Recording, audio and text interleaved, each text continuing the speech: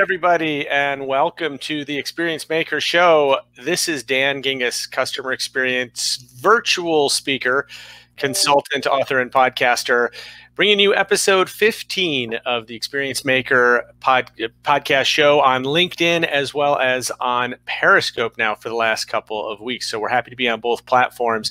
Thank you so much for tuning in, and please know that we would love to have your comments throughout the conversation. If you leave them either on LinkedIn or on Twitter, we will see them and be happy to answer any questions that you have. This is meant to be engaging and participatory, so the more questions you send in, the more fun we're going to have. But don't worry, we're going to still have some fun before any questions come in, because today we have a really cool guest, and she is the founder and CEO of CX Journey, the author of a fantastic book called Customer Understanding. Please welcome to the show, Annette Franz. How are you, Annette? I'm good, Dan. Thanks so much for having me. Great to see you again. It is awesome to see you. It was a couple of months ago that we were together, and seems like a couple of years ago. At this point. Yeah. Nashville, right? Is that where that's where I think it was? Yes, it was a Customer Contact Week. And boy, nothing's happened since then, huh? No, it's just been a boring, quiet, just same old, same old. Well, it's a good thing that we're in customer experience, because we're sort of trained to sort of always be aware of what's going on around us. And so this is an interesting challenge for those of us in the business. Yeah, it definitely is. It definitely is. It's, its challenges range from communication to experiences to employees to customers to event, like the whole everything. Everything is impacted, right? So it's just kind of thrown everybody in a tizzy, I guess, in a real spin. It has, and it's. We were talking before we went live that it's so interesting, because we're working on our own businesses and fighting the same fight that all small businesses are fighting, which is that business is down or that we've got to pivot.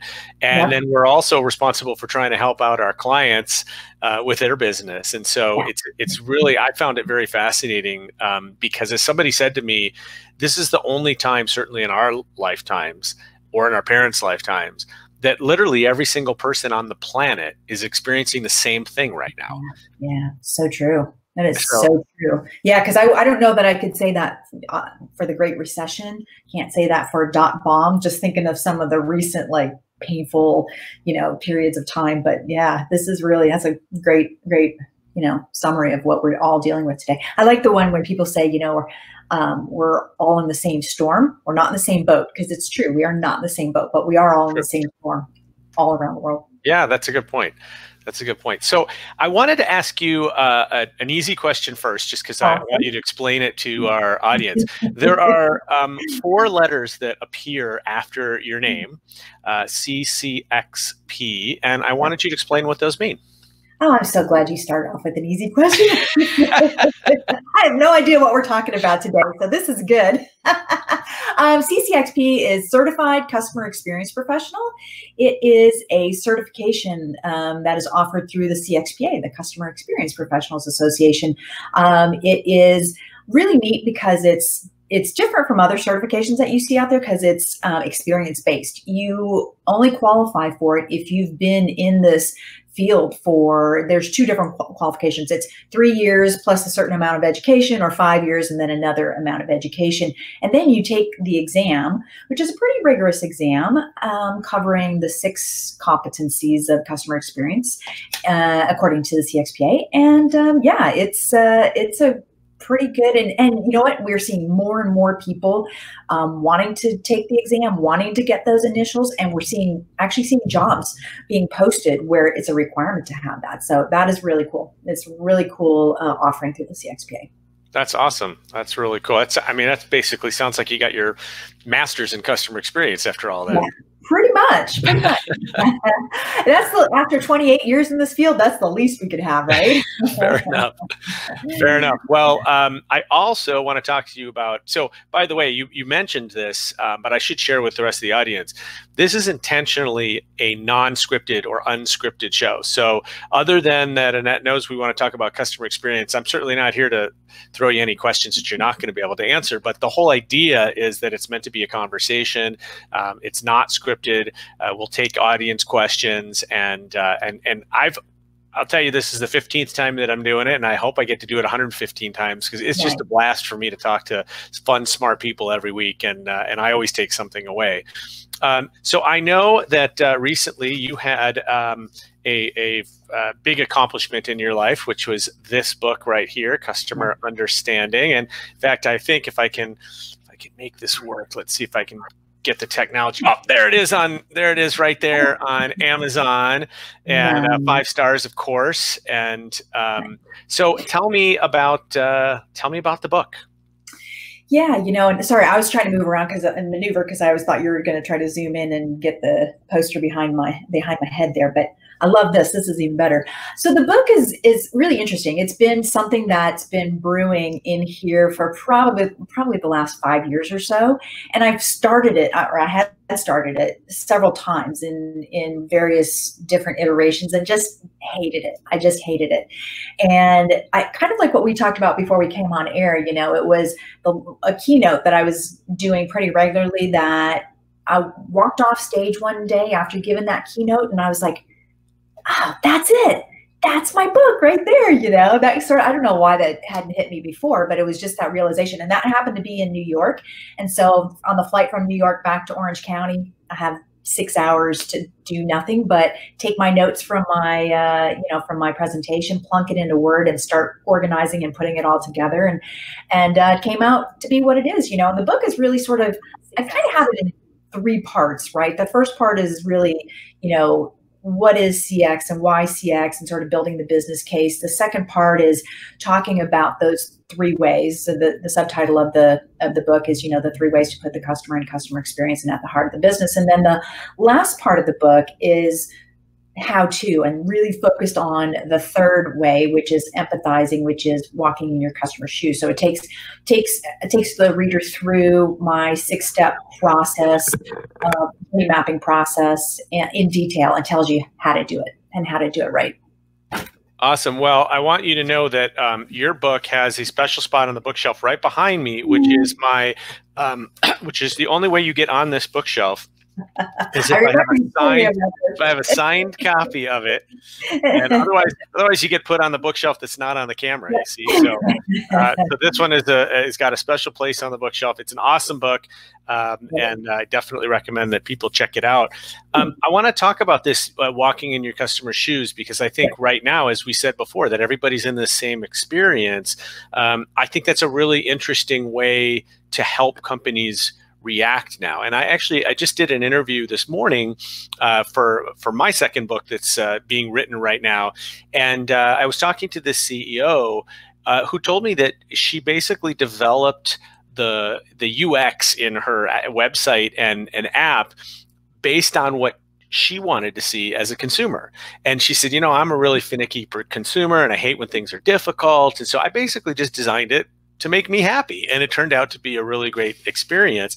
So talk about how we can use right now this idea of getting in our customers' shoes to help them through what is a really difficult period, obviously, for all of us. That's actually a great story, because it doesn't always turn out that way, right? Because I have worked for some technology companies in my past life, and the features and functionality are built based on either what the CEO wanted in it, or what some of the engineers thought, hey, this is great. And then it turns out to be, 17 clicks to do something that you really have no idea what you're doing, so that actually worked out well. But yeah, journey mapping is and it's funny, because I did a mentorship program this morning with a group of folks where we talked about exactly this. What can we do differently today, and what tools can we use today to help us to do any number of things? And I kept referring to journey mapping, and I didn't mean to. It wasn't a session about journey mapping, but it's such a powerful tool because it informs your customer experience strategy in so many different ways.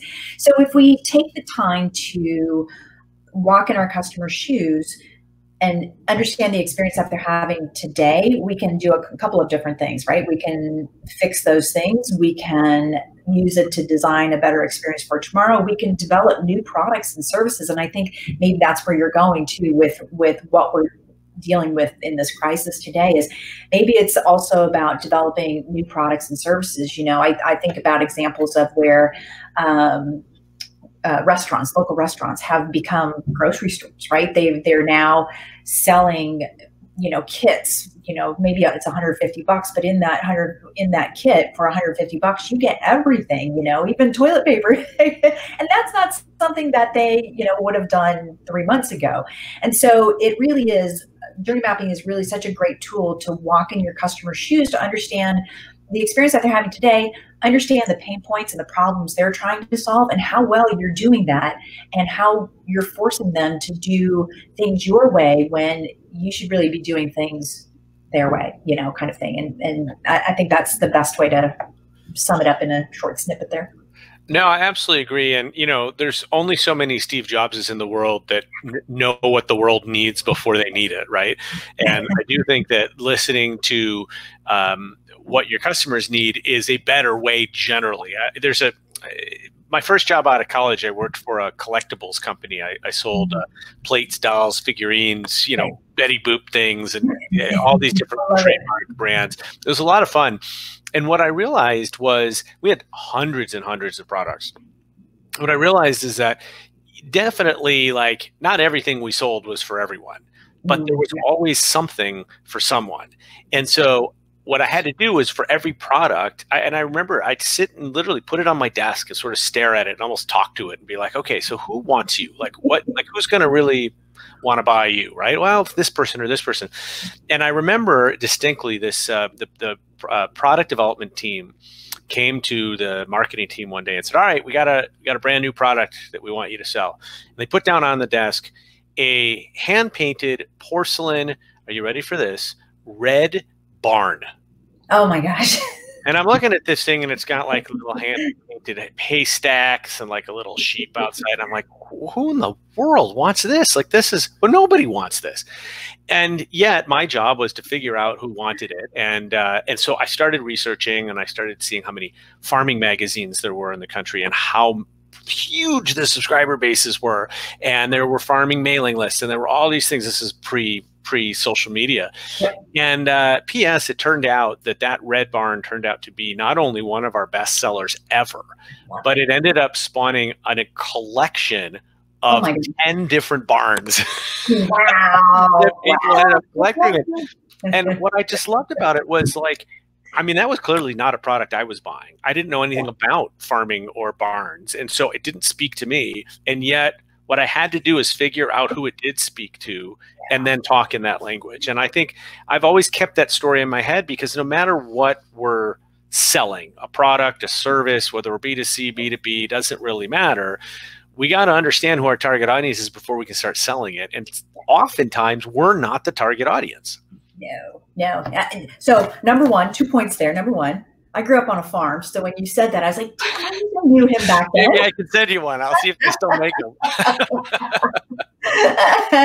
And number two, you bring up a great point, which is number two in the book, right? The 3 ways. This is the number 2 way, is to characterize, which is personas. What you're talking about is personas, right? You have to know who your customer is, and not just why they buy and what they buy, but, really head, heart, all of that, pain points, problems to solve, jobs that they're trying to do, so that you can sell them a painted red barn or whatever. I mean, if you know who that person is, then you can, and this especially applies today, right? Because in this crisis, you can't just do blanket communications, right? You have to know who your customer is and communicate to different people differently. I always bring up this example. The spa that I go to here locally was sending out emails, just blanket emails every day, every single day, saying, we're here to help, we're here to help, we're here to help. But what I didn't do is I didn't read down after that first paragraph, because I was like, oh Lord, how many times do we have to hear this? We're now 10 days in and I've gotten the same message. But what they had below that was, because they're a spa, they had sanitizers and they had all these other things that they use within the spa, and they were actually selling those products as well. And I was like, so I emailed them one day and I said, why are you sending this every day? And they're like, well, some people want to know or want to buy those products from us. And it was like, okay, now if you knew who your customers were and who the ones are that are likely to buy that stuff in bulk, because I'm not going to buy it in bulk. I'm a individual consumer and don't need 50 bottles of hand sanitizer and cleaning spray and stuff. Although there are those people out there. So knowing your customers and shaping your communications for and sending them to the right people based on who they are and making sure that's relevant to them is so important. So persona is big piece of that. Yeah, absolutely. And the other thing that was fun was I later got into sports collectibles, and that's where it made it a little easier for me, because my friends would make fun of me. They're like, "Oh yeah, Betty Boop, whatever," and I'm like, "Yeah, really? Where'd you go to college? Oh, you went to the Ohio State University? How about a replica of that football stadium? You interested in that?" And they're like, "Really? You sell that?" So that's where I also figured out the flip side of the coin is that there was something for everyone, and you just sort of have to understand. You got to understand the product and the person, and where there's an overlap. Yep. And then also I think so important is knowing where there's not an overlap and being willing to, for example, you said you went to you were talking about a spa, right? So I, A, don't get my hair cut, and B, hate massages. So I am not a real ideal person for a spa to be marketing to. But if they know that, it actually saves them a lot of time and a lot of money to just skip Dan in the whole contact list, right? Because it's not going to turn into a win. And I had an experience once with a salesperson where and I'm going to talk about this in my book, because one of the things he did, which I always recommend to salespeople, is he leveraged direct mail. So because I grew up in the direct mail business, I'm still partial to it, because I think there's a reason why we still get as many credit card offers as we get, right? Because they work. But what I think is particularly interesting is, at least back in the day where we all worked in offices, when you got mail at work, that was like a special thing, right? That's not like when you go to the mailbox at home and it's just full of junk mail, but you get something at work and it's like, woo, mail. And so I had somebody send me a book in the mail. And I'm not going to name the company, even though you've definitely heard of it. It was a very famous company and CEO in the new book that came out. Right. And as it turns out, I had a pretty bad relationship with this company at a past job. So there was really no chance I was going to do business with them again. But because this guy sent me a book in the mail, I felt obligated to get back to him. And so I called him and I said, "Thank you so much for the book. I really appreciate it. Listen, I kind of had a really bad experience. This is probably not happening between us." And the guy was so thankful that I contacted him. And literally, I think he just felt good crossing my name off the list, because it was one less thing that he had to do and one less person that he had to chase that wasn't ever going to turn into a sale. And that's why I always tell people, know who it isn't for, because that can help you. Then you're spending the time on who it is for.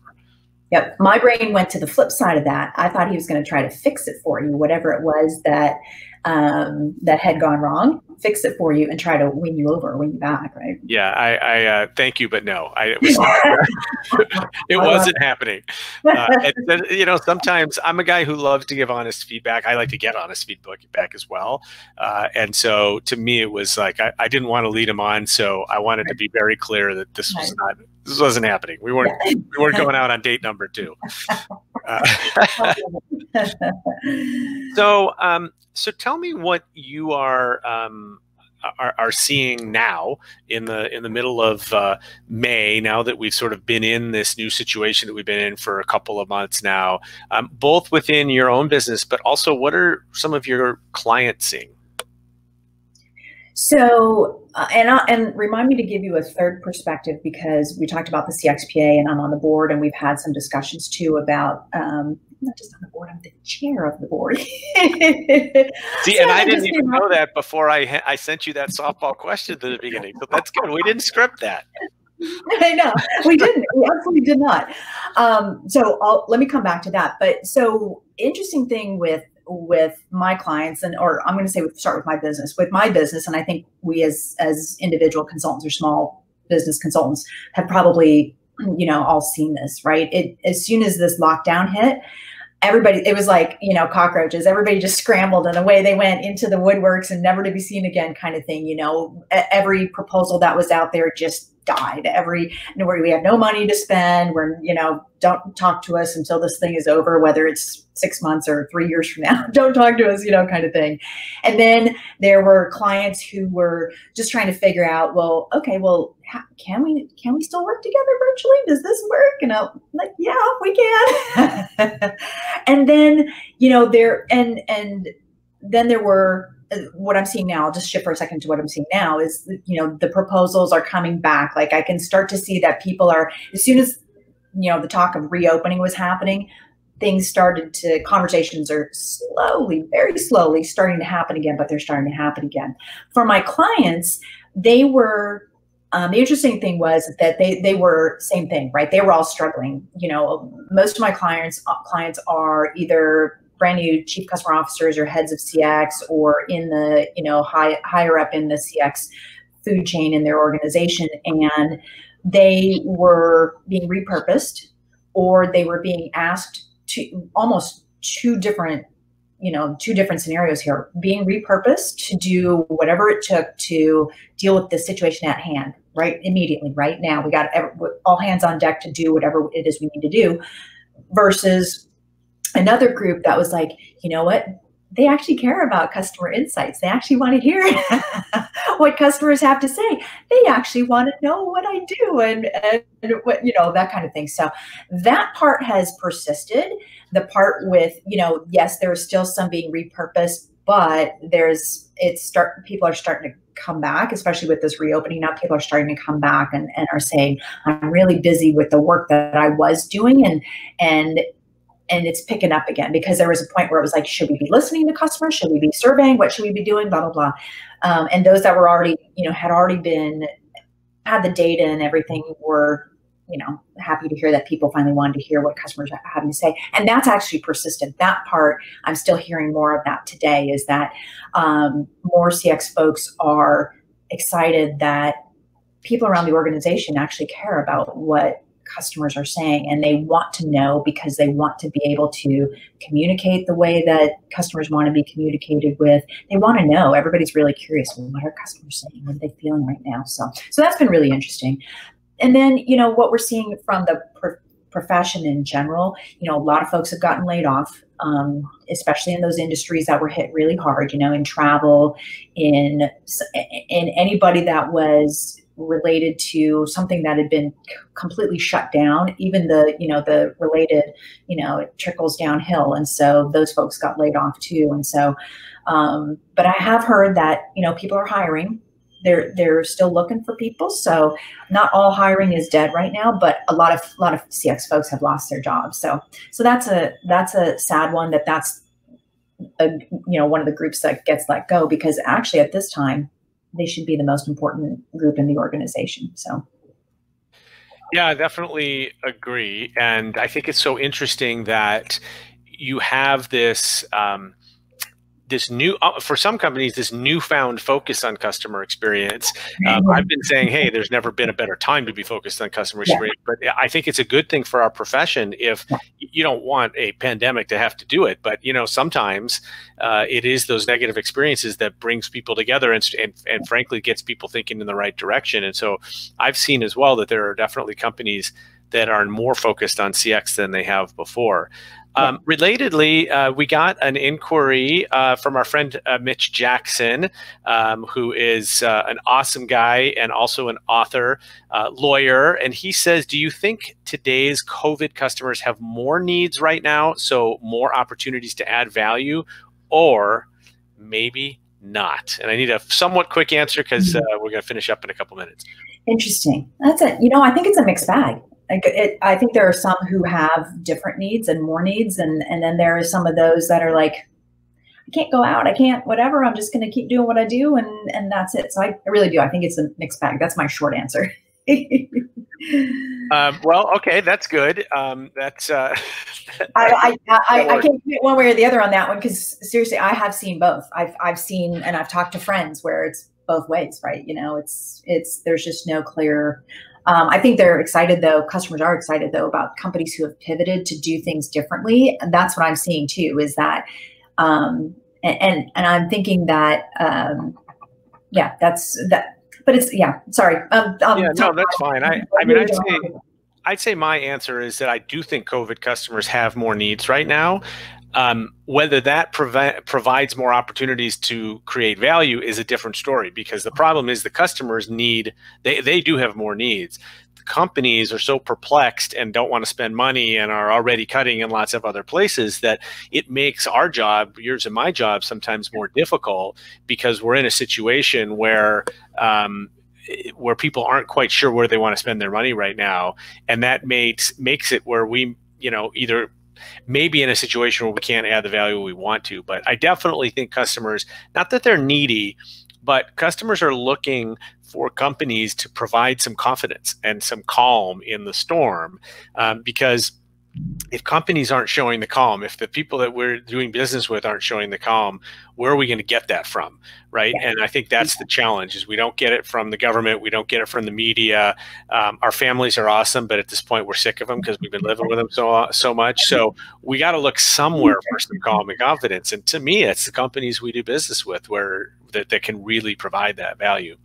Yeah, for me, you know what? For me, it's actually, and maybe I'm just too deep into like the CX thing of it, that where I go, you know what?